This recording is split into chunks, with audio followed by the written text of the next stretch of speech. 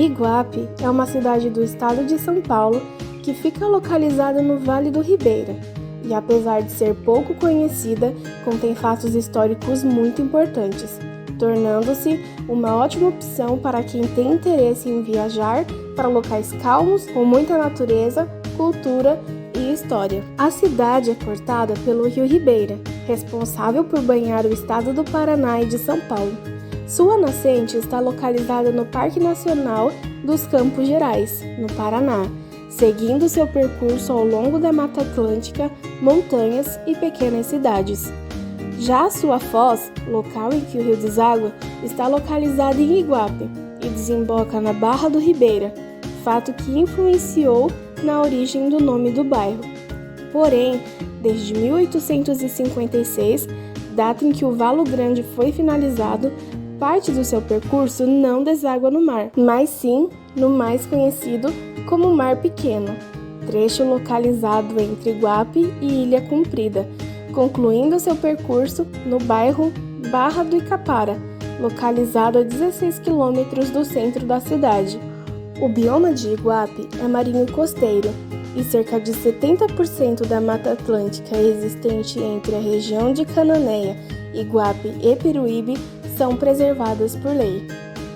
Atualmente, o Rio Ribeira é responsável por boa parte da renda dos iguapenses, contendo uma grande diversidade de peixes das mais variadas espécies, proporcionando aos moradores a prática da pescaria como sustento e promovendo até mesmo eventos conhecidos como Festa da Manjuba e Festa da Tainha.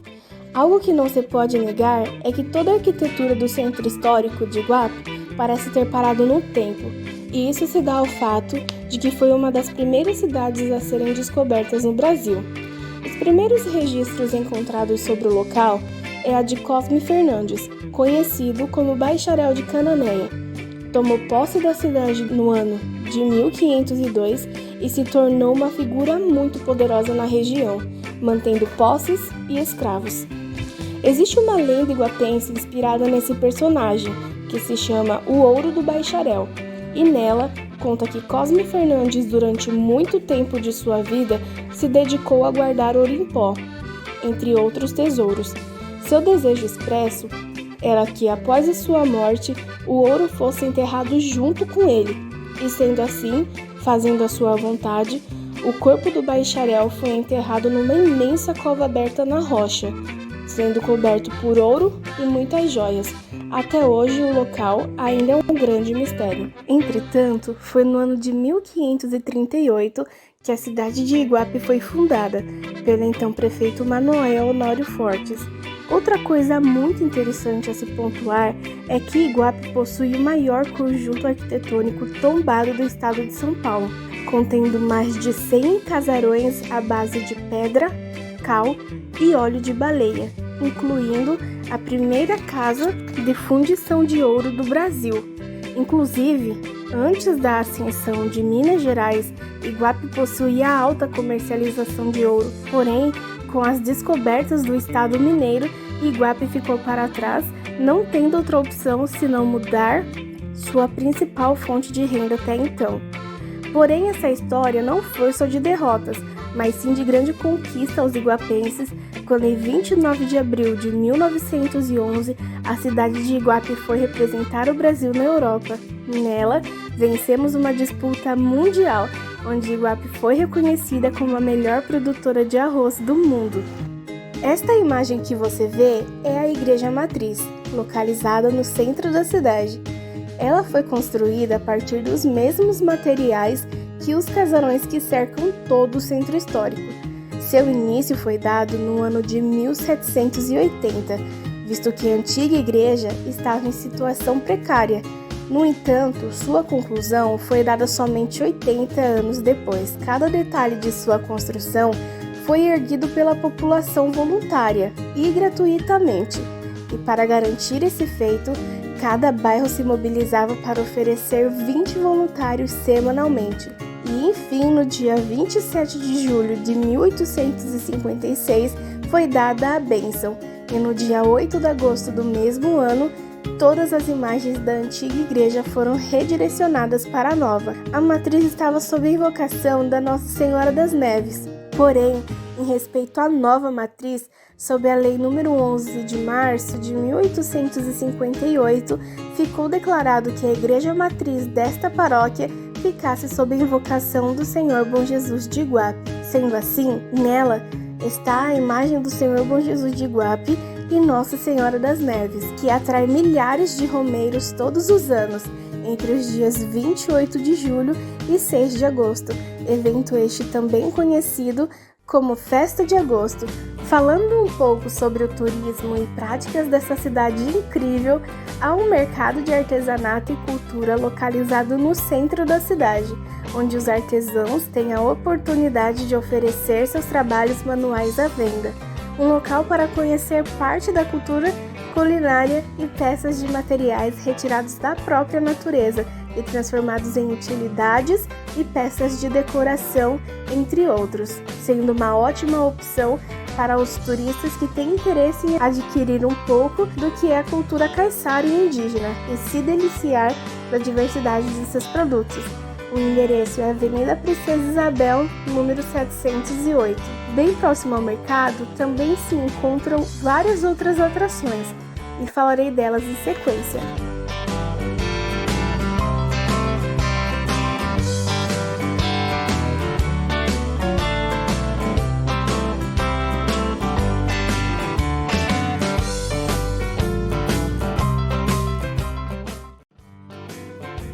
Próxima à ponte que divide o município de Iguape e Ilha Comprida, há um trecho onde se encontra o sítio arqueológico Benedito Fortes, popularmente conhecido como Caverna do Ódio, e lá é possível encontrar vestígios dos homens de Sambaqui.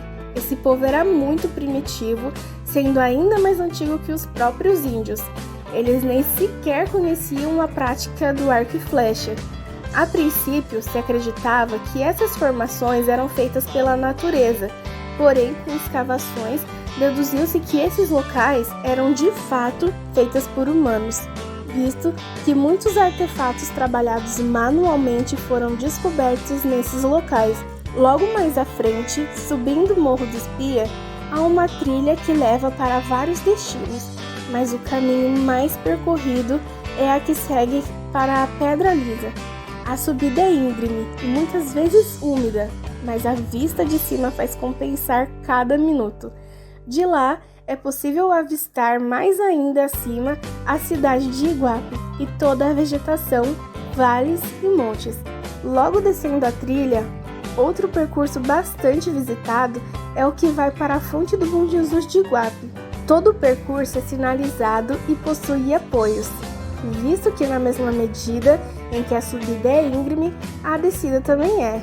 A trilha é tranquila, possui muita vegetação e passa por um pequeno riacho, enfim chegando à fonte. Me permita contar sua história. Certo dia, 2 índios foram enviados para Itanhaém e nesse percurso passaram pela Praia do Una. Logo, avistaram junto ao rio Passaúna um vulto sendo carregado pelas ondas e pela curiosidade se aproximaram para ver o que poderia ser. Sem ter profundo conhecimento sobre a fé dos homens brancos, resgataram das ondas o que parecia ser a imagem de um homem. Então, a enterraram na areia com seu rosto voltado à nascente. Ao retornar de viagem, perceberam que a imagem já não estava mais direcionada para a nascente, mas sim para o poente. Porém, não haviam sinais de que alguém tivesse mexido no local, e intrigados, ao retornarem para a vila, contaram a experiência.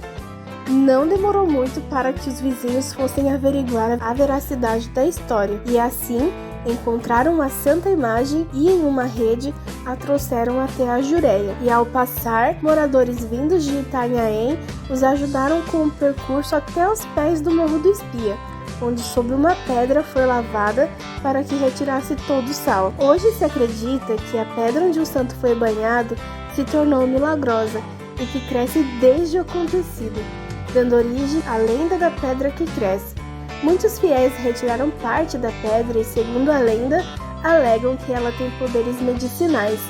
Hoje, a Fonte do Bom Jesus se tornou um local turístico encantador, um bosque cheio de encantos, histórias e natureza. Espero que tenham gostado da nossa trajetória até aqui e que tenham aprendido um pouquinho sobre a querida Iguape.